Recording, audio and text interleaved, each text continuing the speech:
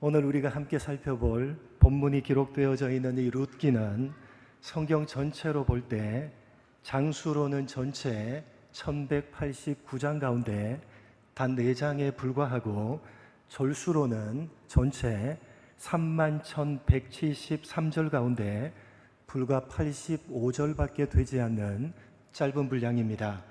그 내용 또한 이스라엘 전체의 역사가 아니라 나오미라는 이름을 가진 무명의 한 여인의 가정을 중심으로 일어난 개인의 가정사를 다루고 있습니다.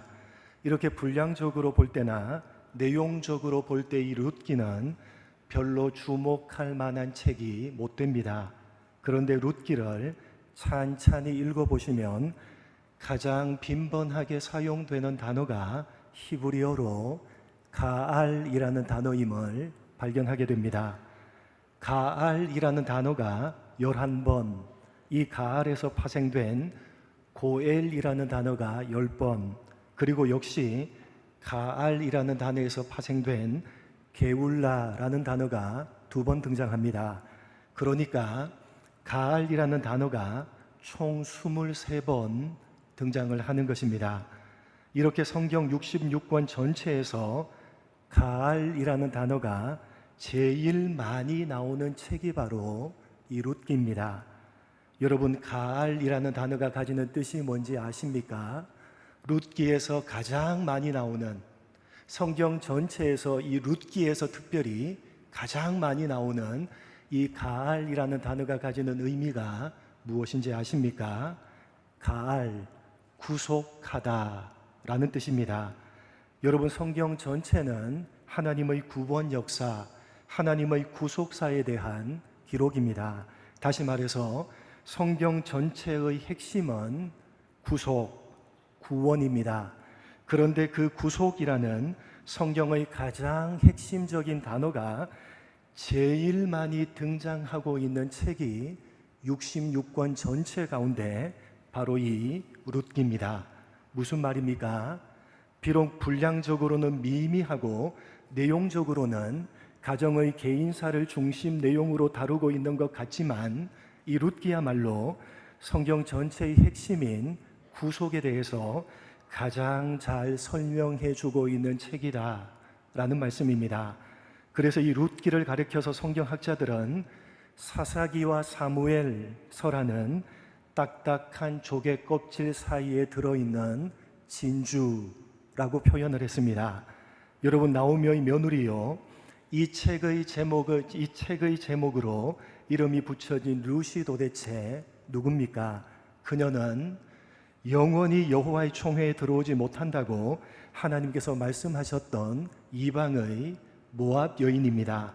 그런 룻이 하나님의 품인 가나안 땅으로 들어왔을 때 그녀는 하나님의 백성인 이스라엘 공동체의 당당한 일원이 될 수 있었을 뿐만 아니라 보아스의 아내가 되어서 아브라함으로부터 다윗을 거쳐서 예수님까지 이르게 되는 구속의 계보를 이어주는 역할을 하게 됩니다.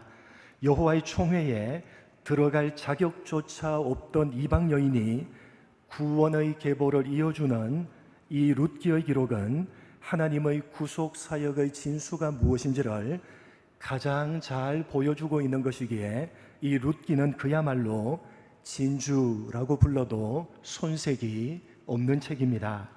오늘 우리가 함께 살펴보고자 하는 본문의 말씀은 그 룻기 전체를 마무리하고 있는 결론 부분입니다. 독특하게도 이 룻기는 그 마지막 결론을 족보로 마무리하고 있습니다. 여러분, 성경 곳곳에는 족보가 등장합니다. 그런데 그 마지막을 족보로 마무리하고 있는 책은 성경 66권 가운데 이 룻기가 유일합니다. 도대체 왜 룻기 전체를 이 족보로 마무리를 하고 있는 것이냐 추적해보면 오늘 본문을 통해서 성경이 전달하고자 하는 메시지가 무엇인지를 알 수가 있게 됩니다. 여러분, 족보는 어떤 형식으로 기록이 된 책입니까? 어떤 형식으로 기록을 하죠? 족보는 이름에서 이름으로, 오늘 본문에서 보는 바와 같이 베레스는 헤스론을 낳고 헤스론은 람을 낳고 람은 암미나답을 낳고 이렇게 이름에서 이름으로 이름을 계속 나열하고 있는 형식으로 기록을 한 책이 바로 이 족보입니다. 그런데 족보는 사실 단순히 이름만을 나열하기 위한 목적이 아니라 그 족보에 나열된 사람들의 역사를 압축해서 이름으로 담아내는 것이 목적이라는 것을 알아야만 합니다. 족보에 나열된 사람들이 살아간 역사를 압축해서 이름으로 담아낸 것입니다. 그것이 족보가 가지는 가치입니다. 무슨 말이냐 하면 저는 본관이 평산이라서 평산신씨입니다. 저희 집이 종갓집이라서 가문의 족보책이 집에 있었습니다. 지금은 어디로 가버렸는지 찾을 수가 없지만 제가 아주 어렸을 때 그 족보책을 펼쳐놓고 작은 아버지로부터 이야기를 들었던 것이 어렴풋이 기억이 납니다. 저희 아버님이 일찍 돌아가셨기 때문에 작은 아버지가 가끔 집에 들리시면 형과 저를 불러 앉혀놓고서는 족보책을 펼치시면서 우리는 평산신씨이고 가문의 시조는 고려의 개국공신인 신숭겸 장군이다 라고 하시면서 신숭겸 장군의 일대기를 쭉 이야기해 주셨습니다. 말하자면 그런 것입니다. 족보책에는 이름만 기록되어져 있지만 사실은 그 사람의 역사를 압축해서 이름으로 담아낸 것입니다. 그래서 족보책을 펼치면서 너희 고조 할아버지는 말이야 하면서 그분이 살아오신 역사를 쭉 이야기하는 것입니다. 그것이 족보입니다. 그러니까 이름에서 이름으로 나열된 족보는 담겨진 사연이 있는 것이고 담겨진 스토리가 있는 것입니다. 그래서 그러한 족보에 담겨진 사연과 스토리를 파악해내야지만 왜 족보를 기록해 놓았는지를 알게 되는 것입니다. 여러분, 성경에는 여러 곳에서 족보가 기록되어져 있는데 그냥 아무런 의미 없이 이름을 나열해 놓은 것이 아니라 그 이름이 담아내고 있는 사연과 스토리를 통해서 무언가 전달하고자 하는 메시지가 있기 때문에 족보를 기록해 놓은 것입니다. 룻기 전체를 마무리하면서 족보로 마무리하고 있는 오늘 본문도 그 족보에 나열되어 있는 이름이 담아내고 있는 사연과 담겨져 있는 스토리를 통해서 성경이 무언가 전달하고자 하는 메시지가 있기 때문에 여기 이 결론 부분에 기록을 해 놓은 것입니다. 그렇기 때문에 오늘 본문의 내용을 제대로 이해하기 위해서는 나열되어진 이름이 어떤 사연과 어떤 스토리를 담아내고 있는지를 살펴서 그것을 통해서 무슨 메시지를 전달하려고 하는지를 파악해 내야 되는 것입니다. 우리는 먼저 오늘 본문의 족보가 베레스라고 이름하는 사람으로부터 시작하고 있다는 점을 주목해야 됩니다. 본문 18절 이렇게 시작됩니다. 같이 읽겠습니다. 본문 18절 같이 읽겠습니다. 베레스의 계보는 이러하니라. 베레스는 헤스론을 낳고. 여러분, 오늘 본문의 족보는 베레스라는 사람으로부터 시작을 하는데 사실은 조금 이상한 것입니다.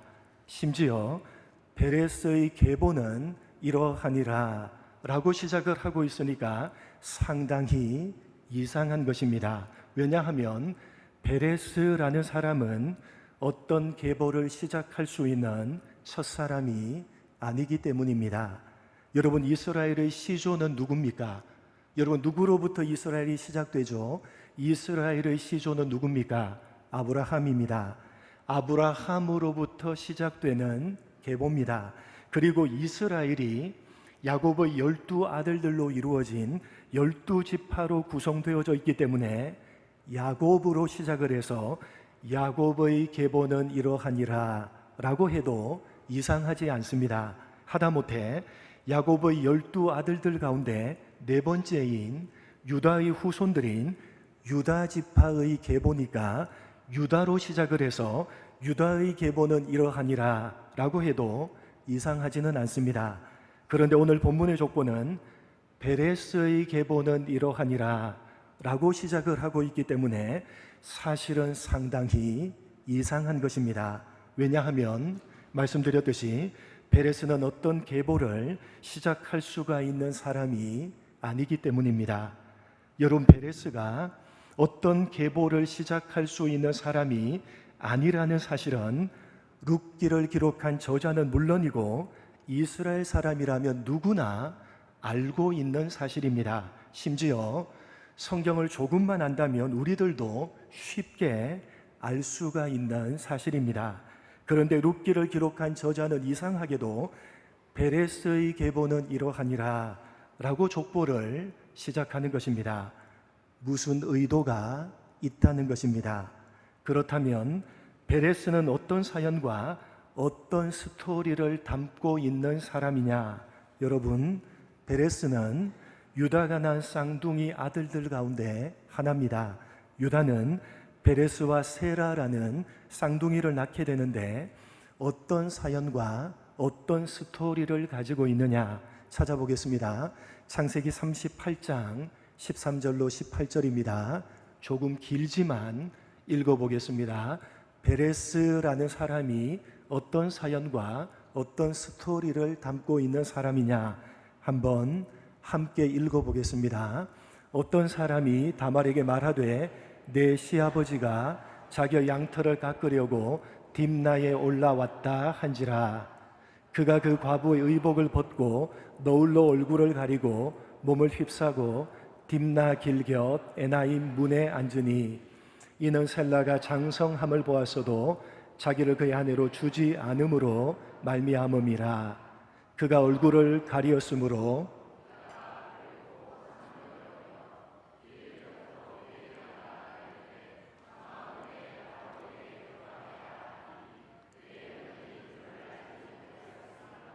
그가 이르되 당신이 무엇을 주고 내게 들어오려느냐. 유다가 이르되 내가 내 떼에서 염소 새끼를 주리라. 그가 이르되 당신이 그것을 줄 때까지 담보물을 주겠느냐. 유다가 이르되 무슨 담보물을 내게 주랴. 그가 이르되 당신의 도장과 그 끈과 당신의 손에 있는 지팡이로 하라. 유다가 그것들을 그에게 주고 그에게 들어갔더니 그가 유다로 말미암아 임신하였더라. 계속 이어지는 27절부터 30절 계속해서 읽어보겠습니다. 해산할 때 보니 쌍테라.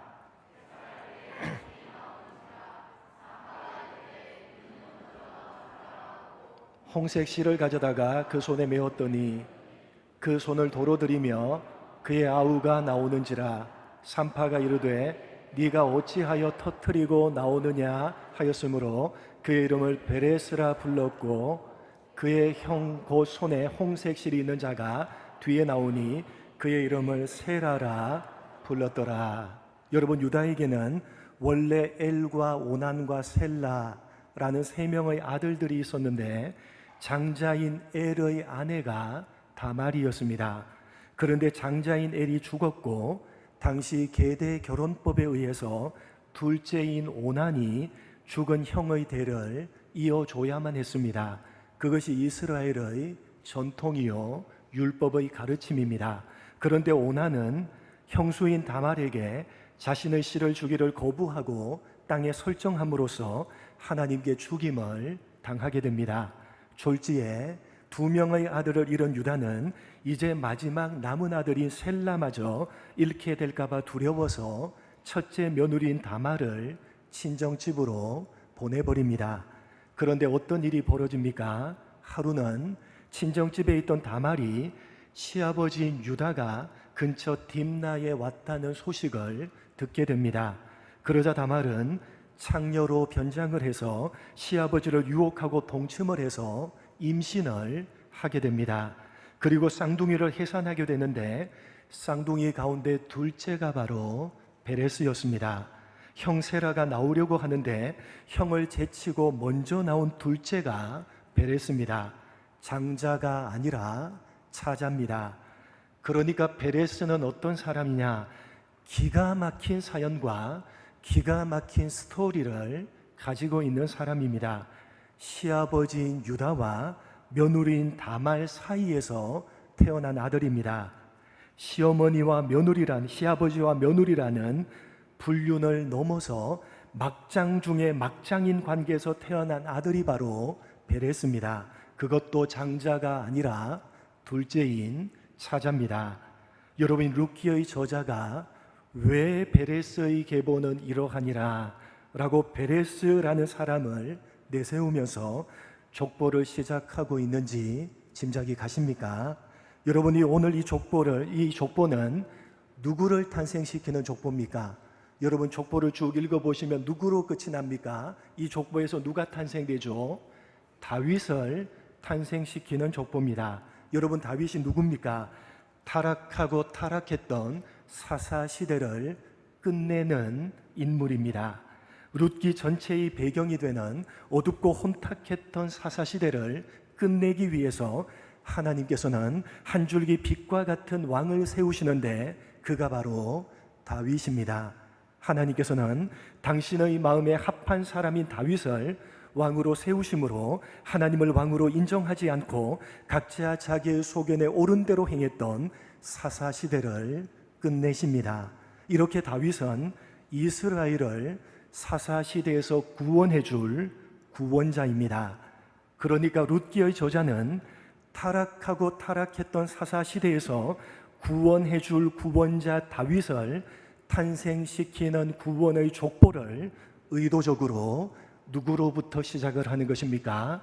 베레스로부터 의도적으로 시작을 하고 있는 것입니다. 여러분, 베레스는 구원의 혈통에 전혀 어울리지 않는 사람입니다. 하나님께서는 이스라엘을 사사시대에서 구원해 줄 다윗을 시아버지와 며느리라는 막장 중에 막장인 혈통인, 그것도 장자가 아닌 둘째인 베레스의 혈통을 통해서 태어나게 하시는 것입니다. 더 나아가서 여러분, 베레스로부터 다윗까지 이어지는 이 혈통을 통해서 하나님께서 결국은 누구를 보내시는 것입니까? 이 혈통을 통해서 결국은 예수 그리스도를 보내시는 것입니다. 마태복음 1장 1절입니다. 같이 한번 마태복음 1장 1절을 읽어보겠습니다. 마태복음 1장 1절입니다. 이렇게 되어져 있습니다. 아브라함과 다윗의 자손 예수 그리스도의 계보라. 아브라함으로부터 시작을 해서 다윗에 이르는 오늘 룻기 마지막에 기록된 족보는 사실은 예수 그리스도의 계보입니다. 그런데 룻기는 아브라함으로부터 시작하지 않고 의도적으로 베레스라는 사람으로 시작을 하면서 베레스의 계보다 라고 말씀을 하고 있는 것입니다. 이 말도 안 되는 막장 중에 막장 혈통인 베레스의 혈통을 통해서 하나님께서 다윗을 보내시고 결국은 구원자이신 예수 그리스도까지 보내신다는 것입니다. 그래서 여러분, 마태복음의 족보와 비교를 해보시면 오늘 본문인 이 룻기의 족보는 구원의 혈통에는 전혀 어울리지 않는 가장 말도 안 되는 스토리를 가지고 있는 사람만 뽑아서 기록을 해 놓았다는 사실을 알게 됩니다. 여러분, 오늘 본문에 나오는 베레스로부터 시작해서 다윗에 이르는 이 룻기의 족보를 마태복음 1장의 족보에서 찾아보시면 이렇게 되어져 있습니다. 마태복음 1장의 족보에서 오늘 본문 룻기의 족보를 찾아보시면 이렇게 기록하고 있습니다. 한번 읽어보겠습니다. 마태복음 1장 3절부터 6절입니다. 같이 읽겠습니다. 유다는 다말에게서 베레스와 세라를 낳고 베레스는 헤스론을 낳고 헤스론은 람을 낳고 람은 암미나답을 낳고 암미나답은 나손을 낳고 나손은 살몬을 낳고 살몬은 라합에서 보아스는 루색에서 오벳을 낳고 오벳은 이새를 낳고 이새는 다윗 왕을 낳으니라. 다윗은 우리야의 아내에게서 솔로몬을 낳고 유다는 다말에게서 베레스와 세라를 낳게 됩니다. 유다는 시아버지이고 다말은 며느리입니다. 앞에서 말씀드렸듯이 베레스는 시아버지와 며느리라는 말도 안 되는 혈통을 가지고 있는 사람입니다. 그것도 장자가 아니라 차자입니다. 구원의 계보에 전혀 어울리지 않는 사람입니다. 또한 룻기의 족보만 보면 잘 모르고 지나칠 수 있지만 마태복음 1장의 족보는 적나라하게 드러내고 있습니다. 룻기의 족보에는 살몬은 보아스를 낳고 라고만 되어져 있지만 마태복음 1장의 족보를 보시면 5절에 살몬은 라합에게서 보아스를 낳고 라고 되어져 있습니다. 여러분, 라합이라는 사람이 누굽니까? 라합은 이방 가나안 족속의 여인으로서 이스라엘이 여리고성에 정탐꾼을 보냈을 때 그 정탐꾼을 숨겨준 공로를 인정받아서 살아남은 사람입니다. 이방 여인이었고 몸을 팔아서 생계를 유지했던 창녀였습니다. 하나님의 마음에 합한 왕인 다윗을 탄생시키고 결국 구원자이신 예수 그리스도까지 탄생시킬 구원의 계보에 전혀 어울리지 않는 사람입니다. 뿐만 아니라 룻기 족보에는 보아스는 오벳을 낳았고 라고만 되어져 있지만 마태복음 1장의 족보에는 보아스는 룻에게서 오벳을 낳고 라고 되어져 있습니다. 우리가 잘 알고 있듯이 룻 또한 여호와의 총회에 영원히 들어오지 못하는 이방의 모압 여인이었습니다. 구원의 계보에 역시 전혀 어울리지 않는 사람입니다. 심지어 여러분, 오늘 룻기 족보에는 어둡고 혼탁했던 사사시대를 끝내기 위해서 타락한 이스라엘을 사사시대로부터 구원해 줄 사람으로 보내주신 다윗에 대해서 마태복음 1장의 족보는 이렇게 적나라하게 기록을 하고 있습니다. 다윗은 누구에게서 솔로몬을 낳고 다윗은 우리야의 아내에게서 솔로몬을 낳고, 여러분, 다윗은 자신의 충직한 부하였던 우리야의 아내 밧세바와 간음죄를 범하게 됩니다. 그리고 그 사실을 은폐하기 위해서 우리야를 가장 치열한 전투로 보내서 계획적으로 죽여버립니다. 그렇게 다윗은 살인까지 하면서 빼앗은 우리야의 아내에게서 솔로몬을 낳게 됩니다. 그것이 구원의 혈통이요 구원의 계보입니다.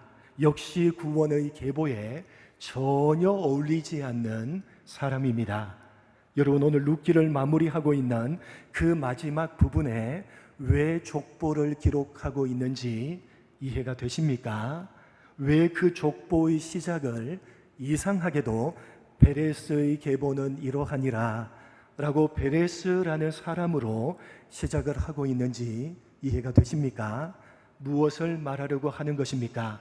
베레스의 계보, 베레스로부터 시작을 해서 살몬, 보아스, 다윗까지 모두 다 구원의 혈통, 구원의 계보에 전혀 어울리지 않는 사람들이라고 말하고 있는 것입니다. 시아버지와 며느리라는 말도 안 되는 관계를 통해서 이어지는 그런 혈통을 통해서 하나님께서 금하신 이방 여인들을 통해서 이어지는 그런 혈통을 통해서 살인까지 하면서 빼앗은 유부녀를 통해서 이어지는 그런 전혀 자격이 없는 말도 안 되는 그런 혈통을 통해서 하나님께서는 당신의 구원 사역을 이루어 가신다는 것입니다.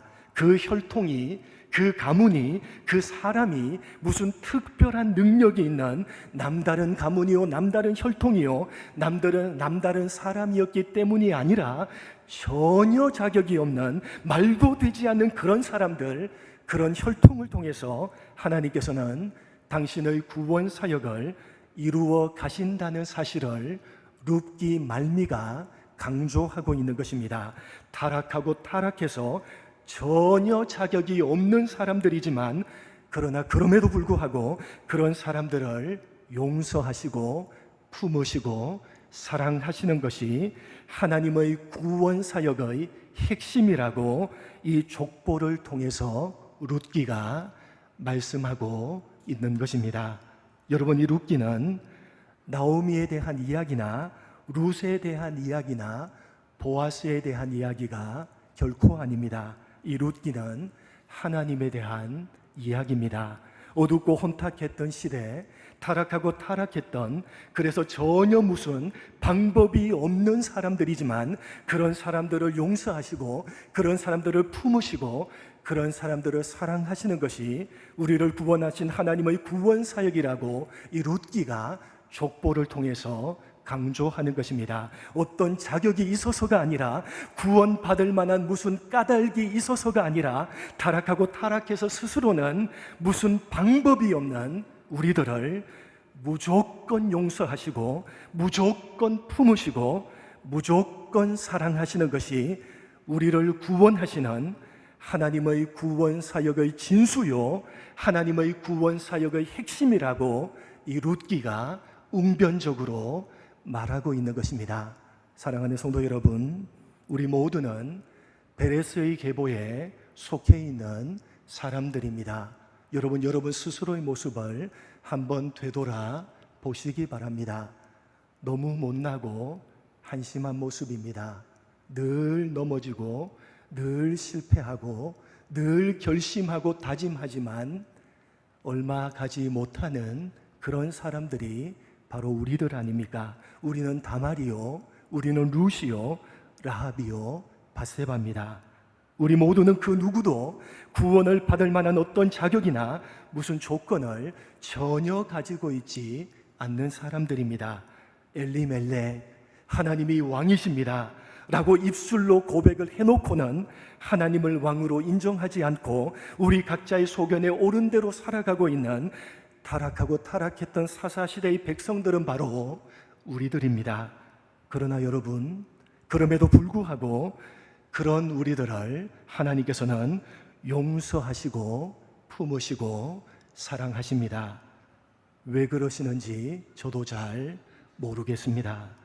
늘 부끄럽고 늘 스스로를 돌아보면 한심하고 못난 모습 투성입니다. 늘 하나님 앞에 면목이 없는 그런 모습입니다. 늘 넘어지고 늘 실패하기를 반복하고 있는 우리들입니다. 그런데 용서하신답니다. 그런데 사랑하신답니다. 조금도 변함이 없으시답니다. 앞으로 영원토록 변함이 없으실 것이랍니다. 이미 아들의 피로 맹세하고 약속하셨다고 말씀을 하십니다. 그래서 여러분, 너무너무 못나고 너무너무 한심한 모습이지만 내가 내 모습을 봐도 너무 못나고 너무 한심하고 너무 실패하고 너무 반복적으로 잘못을 저지르고 넘어지는 그런 모습이지만 그럼에도 불구하고 늘 넘어지고 실패하기를 반복하고 있고 내일도 여전히 실패하고 넘어지기를 반복할 것이지만 그럼에도 우리 모두는 감히 로마서 8장의 고백을 할 수가 있는 것입니다. 이 고백을 우리 모두 함께 했으면 좋겠습니다. 로마서 8장의 고백입니다. 함께 합독하겠습니다. 그러나 이 모든 일에 우리를 사랑하시는 이로 말미암아 우리가 넉넉히 이기느니라. 내가 확신하노니 사망이나 생명이나 천사들이나 권세자들이나 현재일이나 장래일이나 능력이나 높음이나 깊음이나 다른 어떤 피조물이라도 우리를 우리 주 그리스도 예수 안에 있는 하나님의 사랑에서 끊을 수 없으리라. 아멘이십니까? 아멘이십니까? 여러분, 여기에 여러분의 그 무엇도 다 집어넣어 보시기 바랍니다. 여러분의 한심함, 여러분의 못남, 늘 다짐하고 결심하지만 얼마 못 가서 넘어지고 또 실패를 반복하고 있는 그런 여러분의 못나고 한심한 하나님 앞에 면목이 없는 그런 모든 모습들, 그 어떤 것이라도 여기에 넣어 보시기 바랍니다. 그 어떤 것도 우리를 우리 주 그리스도 예수 안에 있는 하나님의 사랑에서 끊을 수가 없습니다.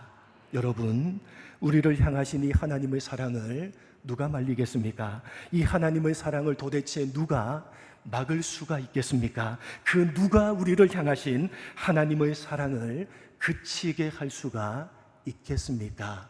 여러분, 언제나 이 하나님의 사랑을 붙드시는 여러분들 되셨으면 좋겠습니다. 여전히 베레스의 계보에 속해 있는 우리 모두를 사랑하시는 그 하나님의 사랑하심과 그 사랑의 열심 앞에서 날마다 다시 일어서시고 날마다 그 사랑에 의지해서 다시 분발하시는 여러분 모두가 되시기를 주님의 이름으로 간절히 축복합니다. 하나님 아버지, 우리는 베레스의 계보에 속해 있는 사람들입니다. 우리는 구원을 받을 만한 어떤 자격이나 조건을 조금도 가지고 있지 않는 그런 사람들입니다.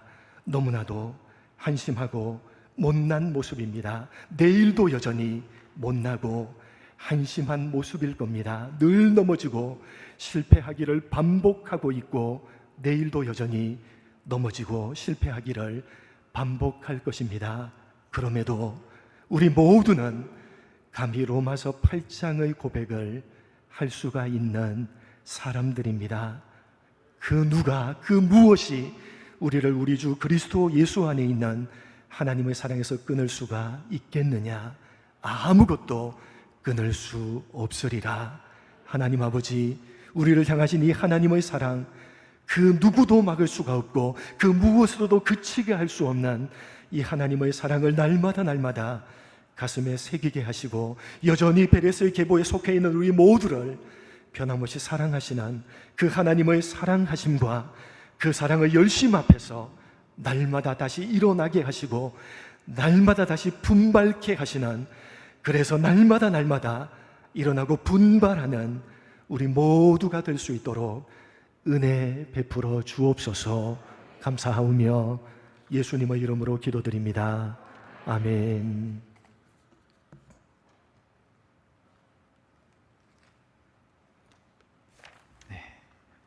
말씀 감사합니다.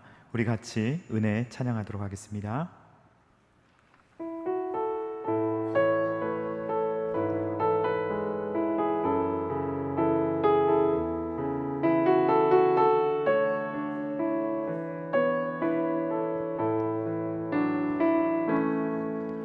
내가 누려왔던 모든 것들이, 내가 지나왔던 모든 시간이, 내가 걸어왔던 모든 순간이 당연한 것 아니라 은혜였소. 아침에 해가 뜨고 저녁에 노을, 봄의 꽃향기와 가을의 열매, 변하는 계절의 모든 순간이 당연한 것 아니라 은혜였소. 모든 것이 은혜,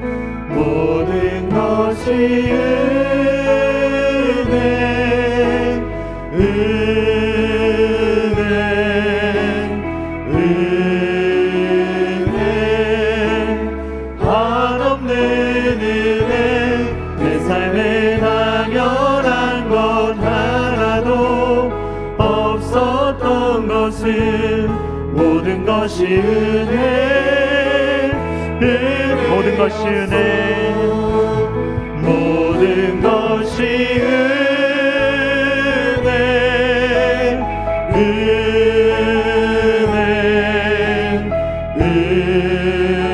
은혜, 한없는 은혜. 내 삶에 당연한 것 하나도 없었던 것은 모든 것이 은혜였소. 내가 이 땅에 태어나 사는 것, 내가 이 땅에 태어나 사는 것, 어린아이 시절과 지금까지 숨을 쉬며 살며 꿈을 꾸는 삶,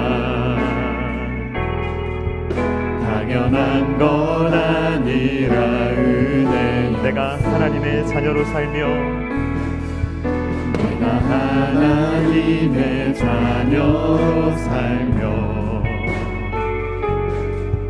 오늘 찬양하고 예배하는 삶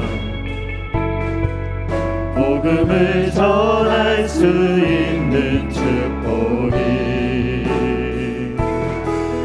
당연한 건 아니라 은혜였소 모든 것이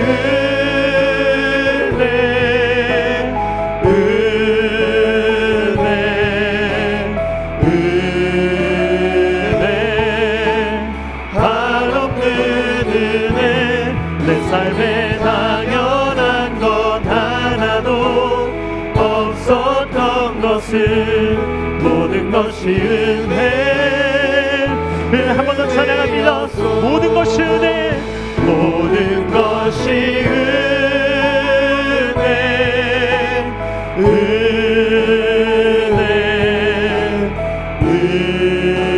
은혜 한없는 은혜 내 삶에 당연한 건 하나도 없었던 것을 모든 것이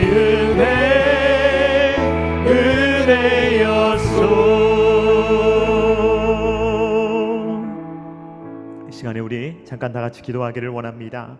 우리가 기도할 때 주님, 우리는 베레스의 자손입니다. 그럼에도 불구하고 그 계보를 뚫고 그 이상한 계보를 뚫고 예수 그리스도께서 구원자로 오시며 우리도 예수 그리스도의 계보에 속하게 하시며 결코 끊어질 수 없다라고 우리에게 말씀하여 주시는 그 은혜를 우리가 붙잡으며 오늘도 일어서고 내일도 일어서며 일평생 주님의 은혜 가운데 살아갈 수 있는 은혜의 자녀들이 될 수 있도록 주님께서 붙들어 달라고 다 같이 주여 한번 외치고 다 같이 기도하겠습니다. 주여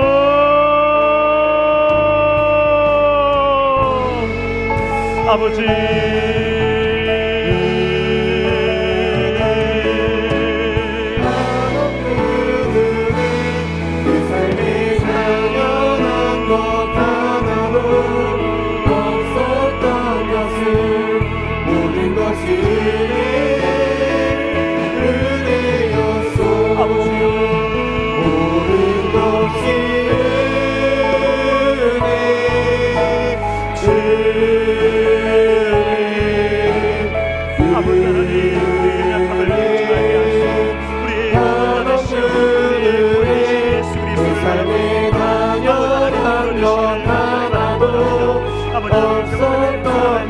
아버지 나의 행위와 나의 모든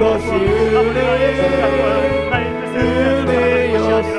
하나님의 뜻과 하나님의 능력과 하나님의 구원하심과 하나님의 신실하심과 하나님의 변치 않으심과 하나님의 영원하심에 붙들려 살아갈 수 있는 모든 하나님의 자녀들이 될 수 있도록 아버지 하나님 붙들어 주시기를 간절히 바라고 원합니다. 아버지 하나님 우리의 능력과 힘으로 살아가는 것이 아니요 우리 내가 살아가는 것은 예수 그리스도의 은혜임을 아버지 우리가 고백하며 오늘도 부르고 사랑하며 오늘도 주님 앞에 부르며 오늘도 주님 앞에 바짝 엎드려 살아갈 수 있는 모든 하나님의 자녀들이 될 수 있도록 오 아버지 하나님 역사하여 주시옵소서. 아버지 하나님 주의 은혜 없이는 아버지 살아갈 수 없음을 주님 앞에 고백합니다. 아버지 하나님 우리의 고백 가운데 아버지 하나님 함께하여 주시오며 부르짖는 주의 자녀들 아버지 하나님께서 붙들어 주셔서 아버지 하나님의 주님의 은혜로 말미암아 우리가 오늘도 힘을 얻어 살아갈 수 있도록 아버지 하나님 역사하여 주시옵소서.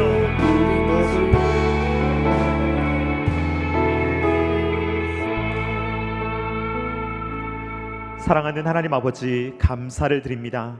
오늘 귀한 말씀 듣게 하여 주시오며 주님 우리는 베레스의 후손으로 아무런 자격도 없지만 주님께서 그 알 수 없는 은혜로 우리를 사랑하시며 결코 포기하지 아니하시며 주님의 그 열정으로 그 열심으로 우리를 구원하여 주시고 우리의 영원한 고엘이 되어 주시오며 주님의 그 사랑으로부터 그 어떠한 것도 끊을 수 없다라고 우리에게 확실하게 말씀하여 주시니 감사를 드립니다. 주님 사탄은 자꾸만 우리 스스로를 보게 합니다.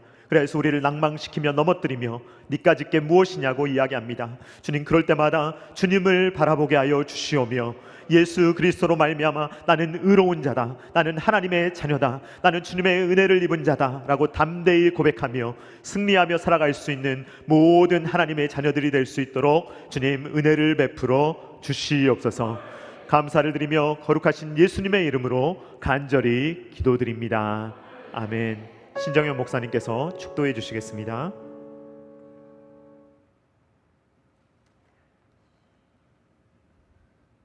주 예수 그리스도의 은혜와 하나님의 극진하신 사랑과 성령의 교통하심이 베레스의 계보에 속한 사람이요 내일도 여전히 한심하고 못난 모습 베레스의 계보에 속해 있는 사람일 것이지만 그런 우리들을 바라보시며 그럼에도 사랑한다고, 그럼에도 용서한다고, 그럼에도 품으신다고, 영원토록 변함이 없을 거라고 말씀해 주시는 주님의 세미한 음성을 듣고 우리의 우리됨을 의지해서가 아니라 하나님의 하나님 되심을 의지해서 우리를 사랑하시는 그 하나님의 사랑을 의지해서 날마다 일어서며 날마다 분발하며 날마다 주님을 위해서 살아가리라 다짐하고 결단하고 돌아가는 첨단 겨자씨교회에 속해 있는 모든 성도들 머리 위에와 그 가정과 직장과 일터 위에 몸된 교회 위에 이 나라 이 민족과 세계 열방 위에 이제로부터 영원토록 함께 있을지어다. 아멘.